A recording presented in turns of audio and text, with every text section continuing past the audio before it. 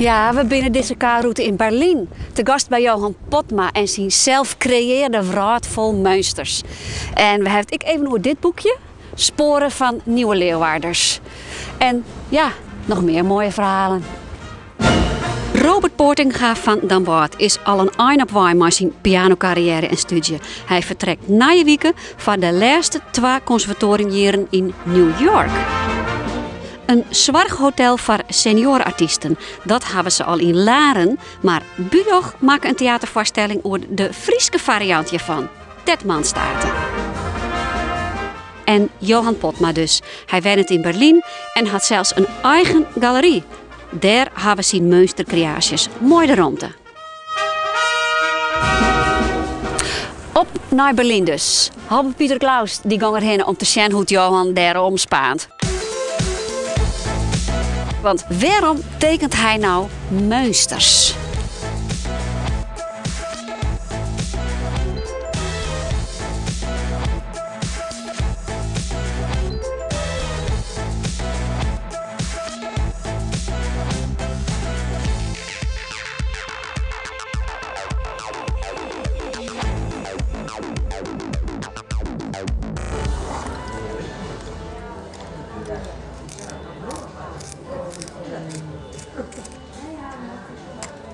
Het maken van die figuurtjes, dat is iets wat waarmee ik begon als kind al. Dat vond ik zo fascinerend, die monstertjes. En omdat in een vrije vorm, een monstervorm, kun je alles doen wat je maar wil. Dus dan kun je iemands karakter visualiseren.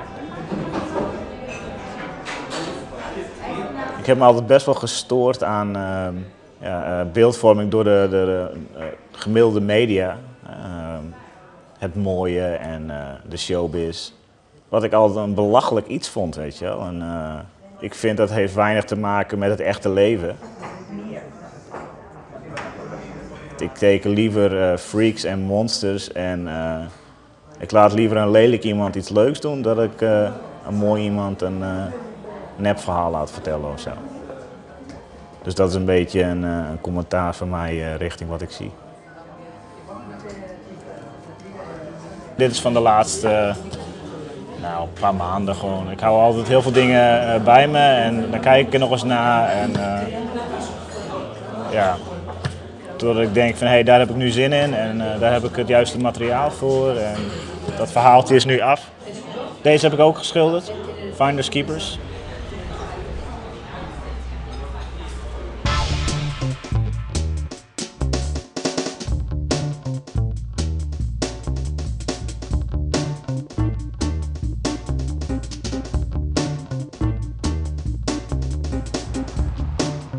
Ik kom altijd wel heel graag weer even terug. Ik heb natuurlijk mijn familie hier. Je ziet natuurlijk ook een bende. En heel veel vrienden. En dan ziet heel Friesland hoe zootje jij in je hand hebt. Ja, man. Als ik dan weer heel lang in Berlijn zit, is het wel leuk naar Sneek te gaan en andersom. Oh, dit zijn die Playboys, ja. Oh, die Playboys, ja. Daar staan ook mooie tekeningen in. Ik ben ook als kind gaan skaten en kwam in aanraking met een beeldcultuur waarvan ik zoiets had van wauw, dat is wel vet. Ja, dat is wel grappig. Zie, c'est moi. En dat was geen graffiti of moderne kunst voor mij, dat was gewoon precies het beeld wat mij aansprak. Ik ben opgegroeid met comics en tekenfilms en ja, die wereld die sprak me altijd zo aan. Dit zijn alweer die characters die daar ook gebruikt worden. Oh, dat was de eerste keer dat ik voor de Playboy aan de slag ging, ja. Hij was echt een buitenkind vroeger, dus dan zit hij nu altijd binnen. Dat kon je vroeger toch niet voorstellen. Die beeldcultuur die gebruikt wordt binnen de sport is op die skateboards, op t-shirts, op stickers. Kijk, dit soort. Op allerlei uitingen binnen die cultuur werd een soort beeld gebruikt wat ik daarvoor nog niet kende. Dus ja, uit deze tijd, dat is echt het begin geweest en daar heb ik echt heel veel aan gehad, ook nog steeds. Zit dat wel in me en ik skate daar nu niet meer, maar ja. Ja, super.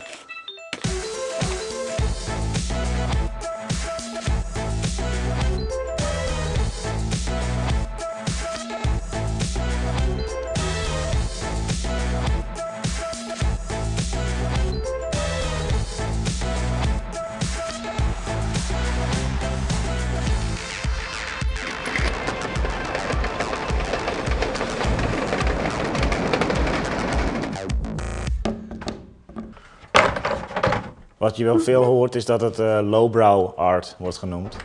Of pop surrealism. Ik schilder eigenlijk alleen maar op hout of metaal. Omdat het doek werkt voor mij gewoon niet echt. Ik kan daar niet... je kunt het niet zo mooi bekrassen en beschuren en beschadigen als hout. Ik wil toch een beetje ruiger aan de slag kunnen, in het begin zeker. Ik hou heel erg van allerlei ongelukjes en rare krassen en foutjes in mijn werk. En die kan ik veel beter organiseren, zeg maar, op hout. Dit is ook wel een leuk stukje collage. Hè. Dit is een telegram. Sofort komen. Mutti ligt in sterben im garten. Mama ligt dood in de tuin. Nou, gebruiken we die maar niet. Dat koop ik op vlooimarkten, weet je wel. Oude koffers vol met papieren en zo. En dan vind je er de meest vreemde dingen tussen.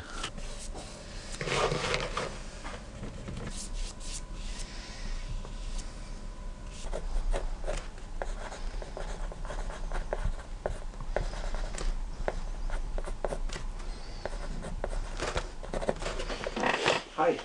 Hallo, du kriegst eine A4 umsonst dazu.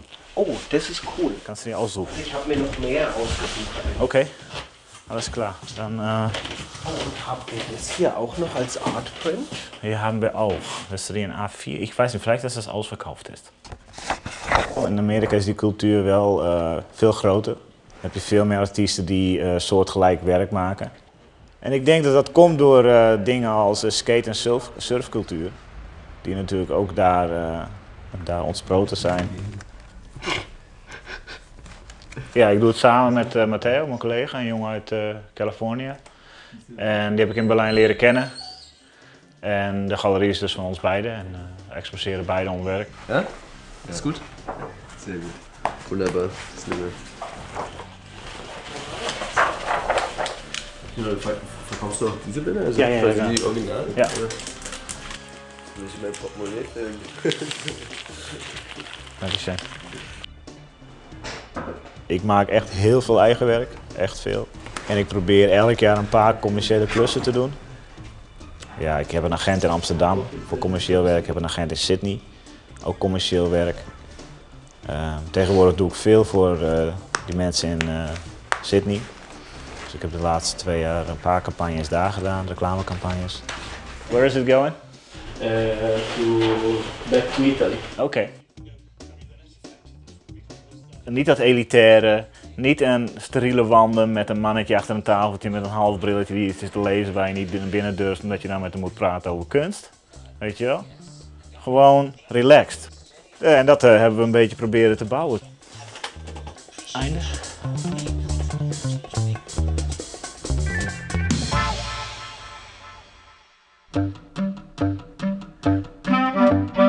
Het is een soort mini-geschiedenis van de globalisering als je dit lezen. Dus dan kan je herinneren. Dat is gewoon hartstikke leuk. Ja, en de immigratie van alle tijden, dat van alle tijden is. Zowel hierheen als je wij. Dit is dan Lies Skavenek. Ja, dat zou ik ook terugkomen. En dat is de Grudde. De voorkant is ik al zo leuk. Ja, dit is typisch een squashingfeier uit Italië. Die zo'n 80 jaar over de daken ran. In deze foto hoe het Valerië bij de Valerië Let het maar even zien. Ja. Ik denk dat het een Delea is. Van de bekende familie Delea. Hè? Beroemd in jou het. Ja. Del Grosso, Delea, Fazzi, dat waren echt die totaal inburgerde Italiaanse families. Ja. Ja, iedereen denkt, kijk, een Scopini dat het gewoon louter families binnen, maar ze hebben wel een verliezen uit Italië. Ja. En die wen hier op het Skavenek? De Fazzi's al. De Fazzi's, de eerste Fazzi kwam in Leeuwarden uit Toscane, een plekje in Toscane, omstreeks 1870. Maar waarom kwamen de Italianen dan op het Skavenek te lonen? Hoe kon het zo? Ik denk dat... Mooi is dat Venetië.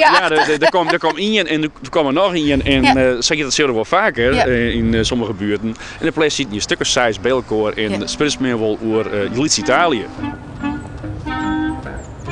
Het is waar ik er nooit west ben. Op het Grut Skavenek zorgen we vooral naailjouwertjes in de horeca.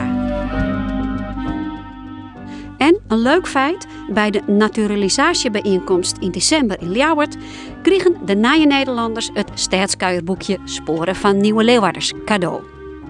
Prostitutiezeilers, wie dat ik in handen van net-Nederlanders? Nou, dat waren toch vooral jouters wel, ja. Maar letter. Die zeggen jawel, maar letter worden dat ik. Maar de prostituees zelf, krijg als nou uit de vrouwenhandel komen ze overal bij. Hoe wil je dat doen? Weet het net correct, maar al in een 19e eeuw werd er zo'n Duitse vrouwje. Dat werd toen wat je moeder geregeerd, dus dat weer een Duitse vrouwje. En het, waarschijnlijk het eerste of het tweede bordeel wat ooit in Nederland gebouwd is als bordeel, dus die hebben we nog var. Dit is het nog vaardienst tapijtenhandel. Oh, ja. Maar dat is omstreeks 1892, 93 gebouwd als luxe bordeel. Die werd toen ik een merkenvaar. Alle Duitse vrouwen, de eigenaresse wie ik een Duitse. Ja? En die vinden wel geweld, die Duitse vrouwen. Nou, ik denk dat de loutere Friese vrouwen het net wonen.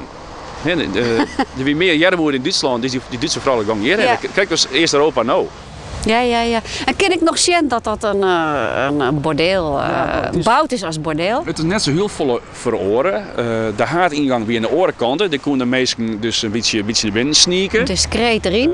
En je ziet 6 à 8 Duitse prostituees die de elite van Ljouwert verzorgen in hun behoeften, zeg maar zeggen. Een elitebordeel. Elitebordeel, ja. Het staatskuierboekje Sporen van Nieuwe Leeuwarders kost het zo'n 50 en het is te krijgen bij de VVV en het Historisch Centrum Leeuwarden. Al heel geen nijkommers, dat binnen de senioren Friese artiesten van Tetmanstaten. Ik zei het in het begin al, ze zullen te wenje komen in de Friese variant van het Roze Spierhoes in Laren. Het idee van de voorstelling is van Bujoch, de tekst van Boukje Witsma en de spelers, de al wat oudere Friese artiesten. Anje Veenendaal, die jou tussen voorproken. Rekent hoe de laatste ronde, liek het letter net zo vier. Nijden leven lang together levenslang. Leidt je om de laatste pine, vrij te leven, net meer bang.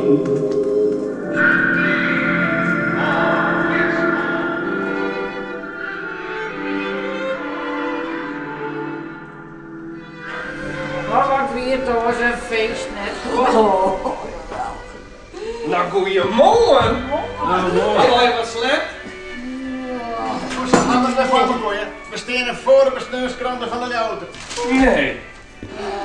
Tetmanstaten wordt op dit moment bewoond door theateracteurs Hilly Harms en Romke de Leeuw, cabaretière Leni de Vries, zangtalenten Doere Veeman en Anneke Dauma en dichter en schrijver Meinde Bielsma.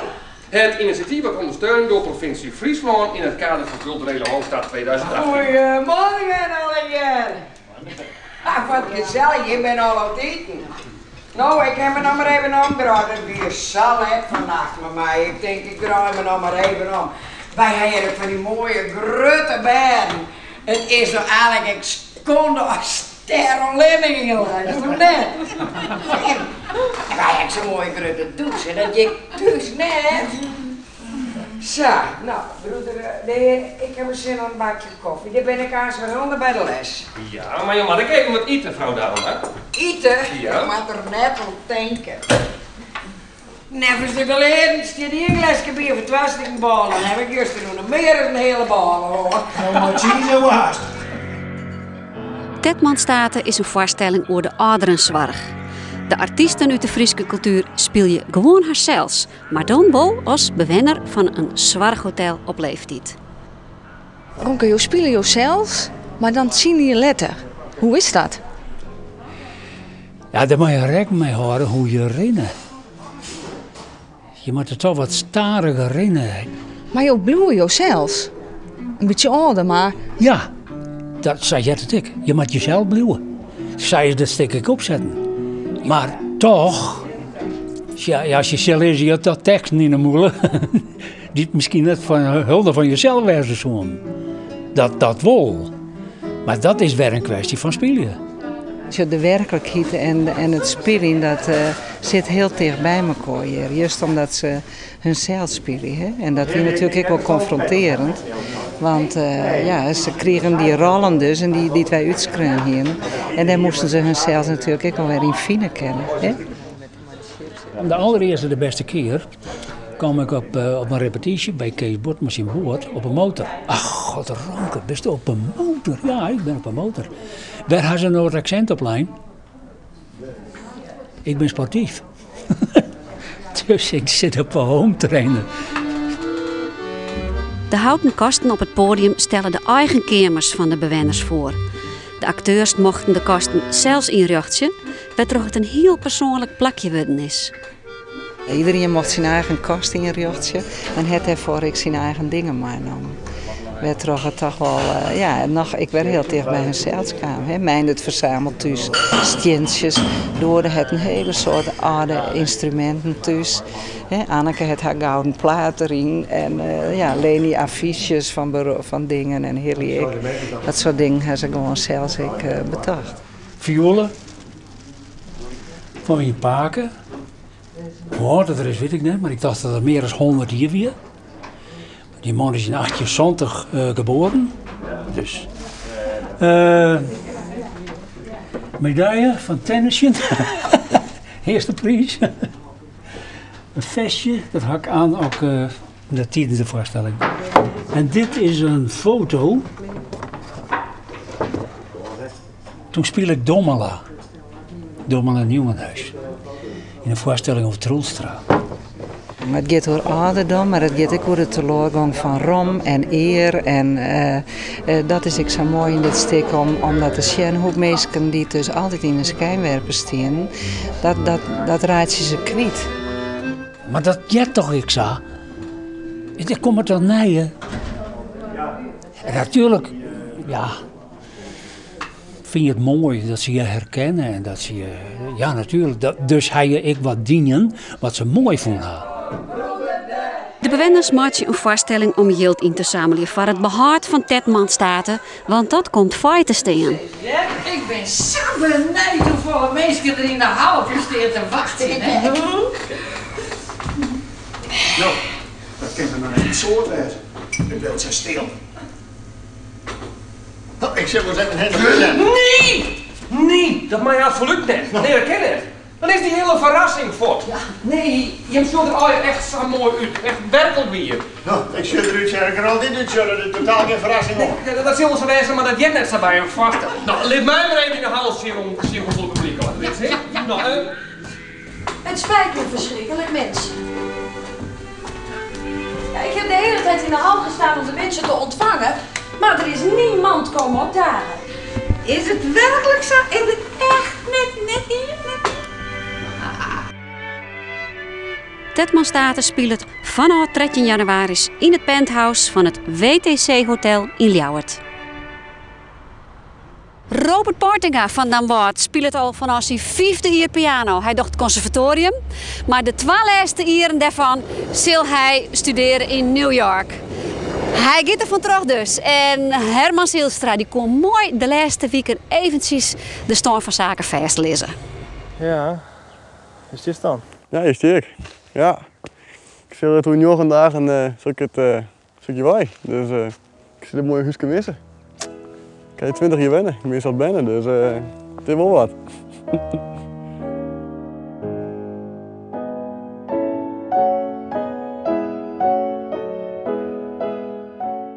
Ja, morgens dan kom ik hier om de hoek, als je een uur, dan kom ik van bed en dan spring ik lekker op de piano. Dat is mijn docenten. En waar is dat?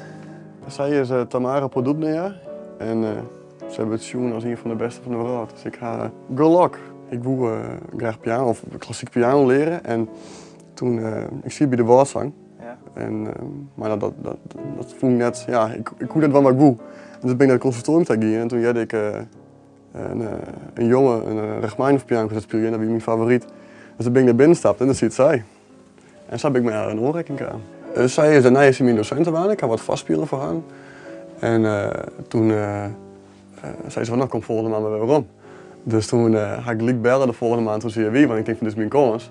En toen is het baltje rolling gegaan en toen ben ik elke maand een paar keer in de week ben ik daarheen geweest. Dus toen kwam ik dus bij haar en 4 maanden later zit ik in Amerika met haar van concerten en les. Ik kwam uit de popmuziek. Ik ben op mijn zanden begonnen met keyboard. En toen rond 15 jaar en toen vond ik het wel mooi best. En toen dacht ik van ik wil wat meer. Nou, toen kwam ik met die meneer in aanraking.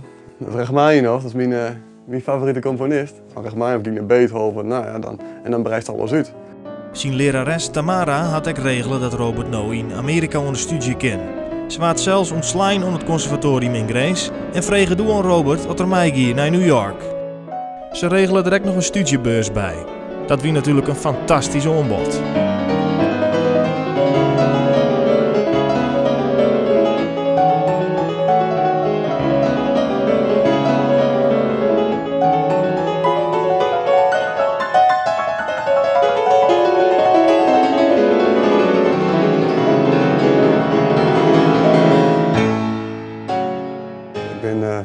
Een half jaar keer in Amerika geweest, dus Jochen daar is de 5e keer. Vaak in de zomer ben ik daar voor festivals, dus dan had je dus verschillende docenten die de les jouwen. Maar we krijgen pas een dag van de vaart jaar waar we vuur matten. Dus het is vrij sfeer, omdat dat ben ik, het is ook wel 20 minuten, dus dan was dat heel snel voorbereid in een dag, 2 dagen. En alles met de hollen, dus ja, dat is wel heavy. Ja, het ben zo volle noten. Dat kiest net hier naar de noten en naar de vingers. Dus als je meer naar de noten just, als je bij papierspelers, dan lijst het echt op die klank.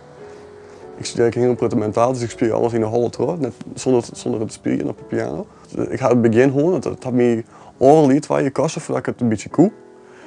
En in het begin lijkt ik gewoon om het 10 minuten gewoon te sliepen. Zou ik geconcentreerd ben staan. En dat is dus ver het samprutten van die, dat ik gewoon altijd in slaap valt.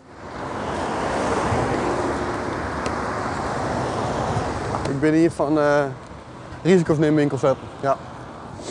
Maar zo ben ik opgeleid. Dat had puur op de meidje mee hoe je opgeleid bent. Waarschijnlijk ook een oren docent hier die net zo wie, dan zou ik echt heel wat spelen doen. Ik heb gewoon een eigen mening en die wil ik graag vertalen. En ja, dan maakt het meer een extra nootje fout, of een extra fout nootje maakt het meer niet uit. Wie een keer een pianist zei van ja, waarom zoek ik mijn eigen mening het jammer en waarom maak ik me altijd horen om die componist? Die componist die schreeuwt het in een peer of in een maand. En ik ben er gewoon 50, 60 uur met de wanden. Nou, laten we maar even vreden, want ik ben best die ding. Ja. Mag ik wat vragen? Ik moet een stekker hebben van een Amerikaanse aansluiting voor het stroom naar Europees of Nederlands. Van contact dus? Ja. Heb ik hier nog eens. Ik ben best wel een keer om mijn grenzen heen gegaan.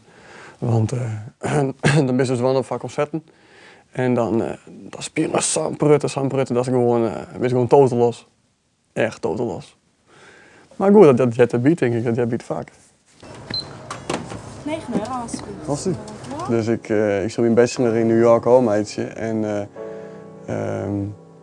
dan zul ik zijn werk mijn master dan van zil. Maar dat kan ik net zeggen, nou weet ik dat van zil of wat mijn ambities zijn. Nee, ik zal eerst mijn bachelor al meidje. Ik ga net van die grote ideeën of idealen waar ik heen wil. Ik zie wel. Robert liep het wel in een soort nieuwe traditie te staan van jonge Friese muzici. Kijk als Simone Lamsma, die haar een opleiding in het buitenland volgen. Maar we zullen zien wat we in de toekomst van hem jaren. Na je weken hebben we Pieter Wilkes, die treedt op met Erik van Muiswinkel en Jeroen van Merwijk. En alle draaien jongens repertoire van Cornelis Vreeswijk. Mis hem dus net na je weken, de K-route.